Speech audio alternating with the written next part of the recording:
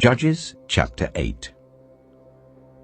Now the Ephraimites asked Gideon, "Why have you treated us like this? Why didn't you call us when you went to fight Midian?"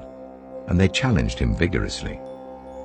But he answered them, "What have I accomplished compared to you? Aren't the gleanings of Ephraim's grapes better than the full grape harvest of Abiezer? God gave Oreb and Zeeb, the Midianite leaders, into your hands.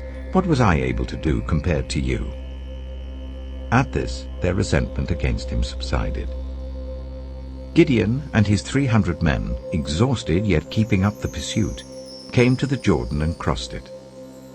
He said to the men of Succoth, "Give my troops some bread. They are worn out, and I am still pursuing Zebah and Zalmunna, the kings of Midian."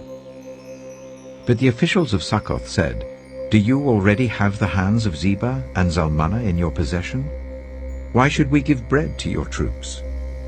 Then Gideon replied, "Just for that, when the Lord has given Zebah and Zalmunna into my hand, I will tear your flesh with desert thorns and briars." From there he went up to Peniel, and made the same request of them. But they answered as the men of Succoth had. So he said to the men of Peniel, "When I return in triumph, I will tear down this tower."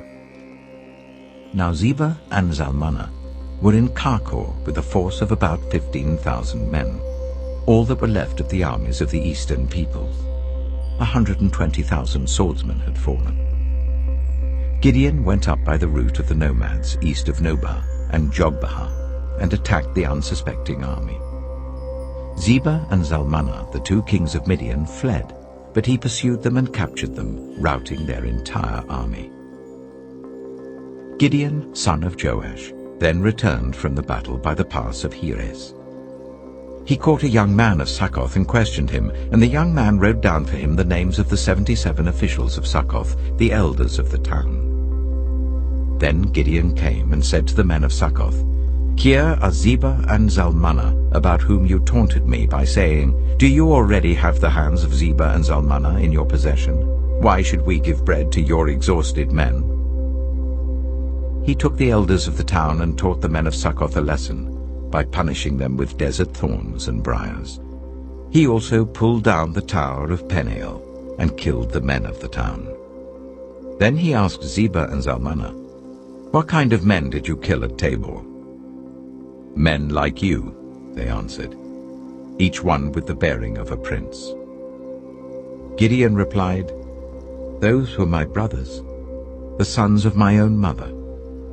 As surely as the Lord lives, if you had spared their lives, I would not kill you." Turning to Jether, his eldest son, he said, "Kill them." But Jether did not draw his sword because he was only a boy and was afraid. Zebah and Zalmunna said, "Come, do it yourself. As is the man, so is his strength."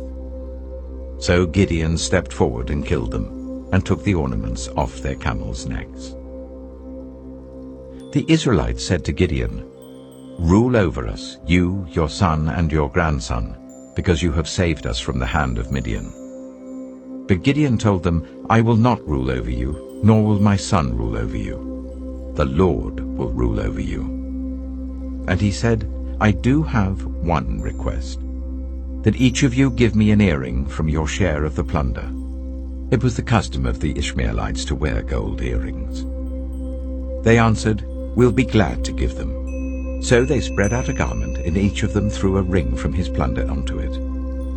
The weight of the gold rings he asked for came to 1,700 shekels, not counting the ornaments, the pendants, and the purple garments worn by the kings of Midian, or the chains that were on their camels' necks.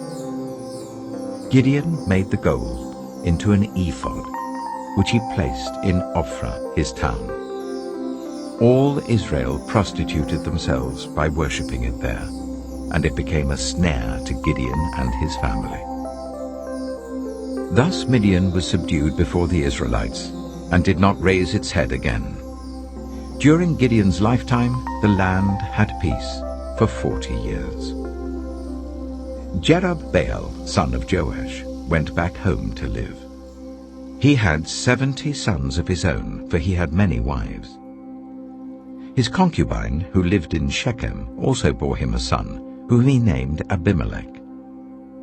Gideon, son of Joash, died at a good old age, and was buried in the tomb of his father Joash in Ophrah of the Abiezrites.